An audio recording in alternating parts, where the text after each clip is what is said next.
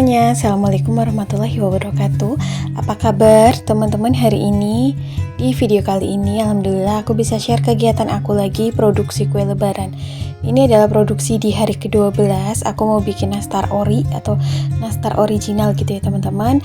Langkah pertama seperti biasa, aku udah siapin margarin terus gula halus. Aku ratakan sampai semua adonan tuh tercampur rata ya. Untuk takaran dan juga berat masing-masing bahan itu nanti aku sertakan di description box. Oke, ini diaduk pakai spatula aja sampai semuanya tercampur. Baru nanti aku pakai mixer. Kalau teman-teman gak ada mixer, teman-teman bisa pakai whisker ya. Nah, ini seperti ini aja di mixernya tuh sebentar aja gitu sampai adonannya tercampur rata aja. Gak berasa ya teman-teman, ini udah mau masuk bulan Ramadan, H-5 atau H-4. Masya Allah, rasanya cepet banget. Mudah-mudahan kita semuanya sehat, lancar rezeki dan urusannya, bisa beribadah di bulan Ramadan dengan khusyuk, tenang, damai, dan dengan juga sukacita. Seperti aku juga ya, selalu dalam setiap tahunnya tuh kayak merindukan bulan Ramadan, karena bulan Ramadan itu adalah bulan yang istimewa di hati aku. Oke, ini setelah adonan margarin dan juga gula halus tercampur rata ya teman-teman, aku juga masukin kuning telur, tapi aku lupa nih ini kuning telurnya ke-record atau enggak. Untuk takaran kuning telurnya juga nanti aku sertakan di description box seperti biasa. Gimana untuk teman-teman sendiri di sana, persiapan bulan Ramadannya udah berapa persen nih? Kalau aku pribadi itu untuk persiapannya belum ada karena masih disibukkan dengan beberapa pesanan. Alhamdulillah di video kemarin juga mohon maaf ya kalau aku sharingnya tuh bukan tentang kue lebaran, tapi memang ada pesanan nasi box gitu. Karena memang itu bagian dari kegiatan aku sehari-hari yang memang berjualan makanan. Nah, ini baru deh aku masukin kuning telurnya, ternyata ke-record. Ini aku bikin resepnya setengah ya teman-teman, karena berhubung tuh kemarin aku pas bikin kue nastar ini tuh kayak udah siang. Terus aku tuh mau ada acara gitu keluar, jadinya aku bikin secukupnya aja karena memang ada customer aku yang memang pesan kue kering atau nastar original ini di sekarang gitu ya, di hari ini. Jadi buat cemilan katanya, jadi ya udah deh aku bakingnya sedikit aja. Rasanya tuh tiap mau masuk ke swalayan atau minimarket udah berjejer aja gitu, sirup-sirup, kurma, biskuit-biskuit gitu ya. Pokoknya vibe Ramadannya udah bener-bener di depan mata. Nah, ini juga aku masukin juga si tepung maizena dan susu bubuknya ya teman-teman. Lalu aku aduk perlahan memakai spatula seperti ini. Diaduk sampai merata aja antara adonan basah dan adonan keringnya. Oh ya, aku mau nanya dong, gimana nih harga bahan baku di daerah teman-teman semua? Stokan beras kemasan di swalayan atau minimarket udah pada masuk lagi belum? Di tempat aku tuh beras masih mahal ya, terutama kayak di pasaran gitu teman-teman. Jadi ya harus pinter-pinter gitulah ya, cari celah berburu beras. Nah, ini setelah adonan merata tadi dengan si tepung maizenanya, ini tinggal dimasukin si tepung terigunya gitu ya. Nah, di tahap tepung terigu dimasukkan ini kita bisa aduk perlahan-lahan 2 atau 3 step. Nanti sampai pada adonannya udah susah diaduk pakai spatula, bisa diaduk pakai tangan. Oke, bentuk adonannya teksturnya seperti ini ya teman-teman. Ini aku mau langsung cetakin aja. Si selai nastarnya juga udah aku siapin, atau selai nanasnya udah aku bulet-buletin. Udah tinggal dicetak gitu ya, ambil sebagian adonan. Nah teman-teman, di sini by the way aku kalau bikin nastar nggak pernah aku timbang ya antara adonan kulitnya sama si selainya. Jadi kira-kira aja, karena memang menurut aku terlalu lama gitu, kelamaan. Jadi kayak gini aja, tinggal ditaruh selainya di tengah, terus ditutup dengan adonannya, dibulatkan seperti ini. Banyak dari teman-teman yang nanya tentang keawetan kue lebaran. Aku sendiri ya teman-teman, dari awal jualan kue lebaran ini memang tidak memakai pengawet ya. Dan alhamdulillah kue lebaran jualan aku itu selalu awet gitu sampai lebaran, tidak ada yang berjamur. Aku juga bingung kenapa ada problem nastar yang suka berjamur yang sering teman-teman tanyakan. Kalau buat aku pribadi, untuk tips keawetan kue kering sebenarnya lebih prefer ke pemanggangan aja sih ya. Saat kita memanggangnya sampai benar-benar tanak, matang gitu, insya Allah si kue lebarannya awet.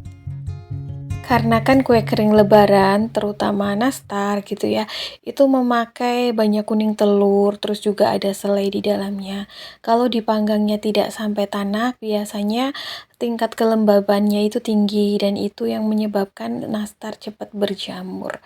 Jadi seperti itu tipsnya ya. Jadi nggak ada sama sekali pakai pengawet makanan, bahkan aku nggak tahu gitu jenis pengawet makanan itu yang seperti apa. Jadi tipsnya paling dari aku dipanggangnya sampai matang gitu ya, sampai tanak. Ini aku kerjakan dulu sampai selesai ya teman-teman untuk bulet-buletin si nastarnya, karena bikin nastar ini memang lumayan agak lama. Satu loyang aja gitu ya isi sekitar antara 64 sampai 81 biji saja tuh bisa menghabiskan waktu 1,5 sampai 2 jam kalau aku, karena memang aku cetak manual dan memang aku tuh tipe orang yang nggak bisa kerja cepet gitu teman-teman. Jadi ya harus dinikmati seperti ini prosesnya.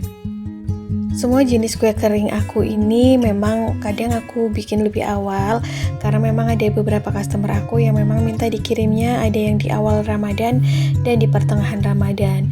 Nah biasanya saat masuk bulan Ramadan aku masih terus produksi untuk pengambilan kue kering yang memang diambil sebelum lebaran. Jadi seperti itu ya teman-teman. Kenapa aku bikinnya lebih awal, karena memang ada beberapa customer yang memang pengen diambil kuenya lebih awal. Jadi mereka tuh kebanyakan yang diambil di awal itu untuk kayak cemilan saat sahur dan berbuka gitu. Nah seperti ini ya tatanannya. Mohon maaf kalau kertas rotinya agak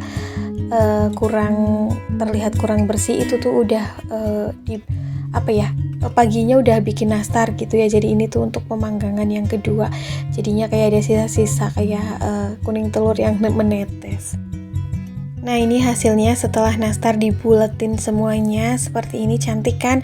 Meskipun tidak ditimbang, tidak pakai ukuran, tapi bentuk dan ukuran nastar rata-rata sama gitu ya. Jadi kalau yang udah terbiasa memang seperti ini gak pakai ditimbang dulu, karena menurut aku tuh buang-buang waktu, kelamaan. Nah ini jajaran nastarnya belum dipanggang aja udah cakep. Ini mau aku panggang dulu setengah matang. Dan setelah matang ini aku mau oles dulu si nastarnya pakai kuning telur ya, merata aja di seluruh permukaan nastarnya. Karena ini adalah jenis varian kue nastar original, jadi tidak aku pakaikan topping kecuali olesan kuning telur aja. By the way teman-teman, di sini aku ada jual 3 varian nastar, yaitu nastar original, nastar keju, dan juga nastar coklat. Nah, biasanya dalam setiap tahunnya nastar original itu yang paling best seller, bisa ratusan toples gitu ya dalam sekali order. Nah, teman-teman juga mohon maaf kalau memang ada beberapa teman-teman yang kadang sampai WA di nomor admin aku ya, karena sebenarnya tuh aku nggak kirim kue kering ini keluar kota, ditakutkan ada kerusakan di ekspedisinya gitu ya, takutnya nanti mengecewakan teman-teman semuanya.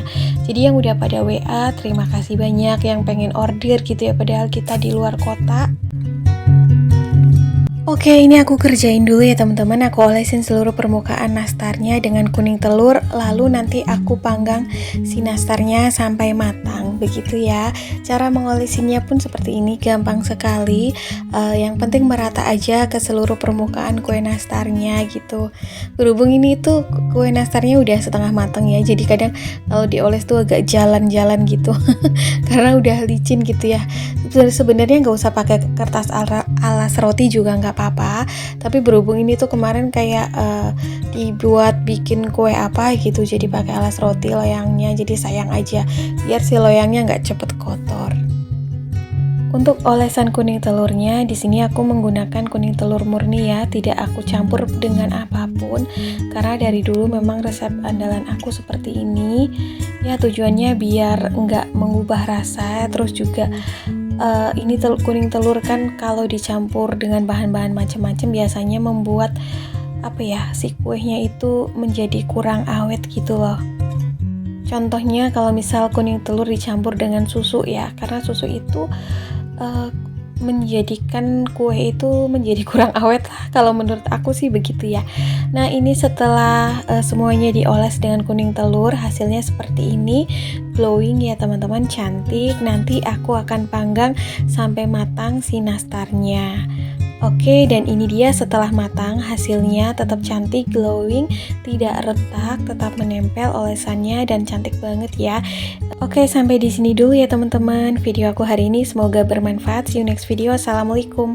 Bye.